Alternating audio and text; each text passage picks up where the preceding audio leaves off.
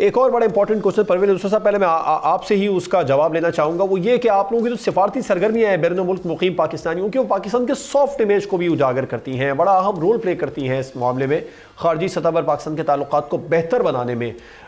इस पर आप क्या कहेंगे? देखिए, मैं जो मेरी फेडरेशन है EU पाक फ्रेंडशिप फेडरेशन यूरोप, जिसका मैं बानी चेयरमैन हूँ,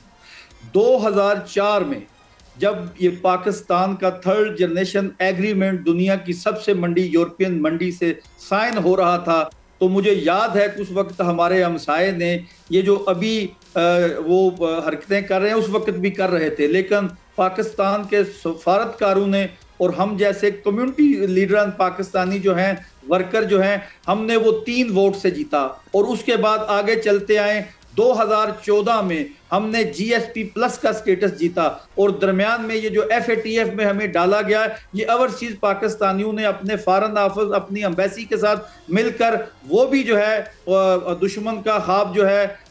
मलिया बेट कर दिया। उसके बाद 2020 में EU डिसइंफो लैब, आपको शायद इसका इल्म हो, ये हमने यूरोपियन पार्लियामेंट के अंदर इंडिया का नेगेटिव प्रोपेगेंडा पकड़कर 110 मुल्कों में पाकिस्तान के खिलाफ जो हो रहा था उसको भी रोका। हमने हर दौर में पाकिस्तान की सफारतकारी, अभी UK में अभी ये कन्वेंशन में जो एक सबसे बड़ा टर्निंग पॉइंट है वो भी मैं आपको बता दूं, ओवरसीज पाकिस्तानियों में जो वहां पर हाउस ऑफ लॉर्ड के मेंबर बने, जिनमें लॉर्ड वाजिद है, उसके पास 2 मिनिस्ट्रियां हैं UK में, एक ओवरसीज मिनिस्ट्री है, एक कम्युनिटी मिनिस्ट्री है, वो भी इस कन्वेंशन में स्पेशल आ रहा है क्योंकि उसके रूट पाकिस्तान के साथ हैं। एक हमारे साबका लॉर्ड नजीर हैं,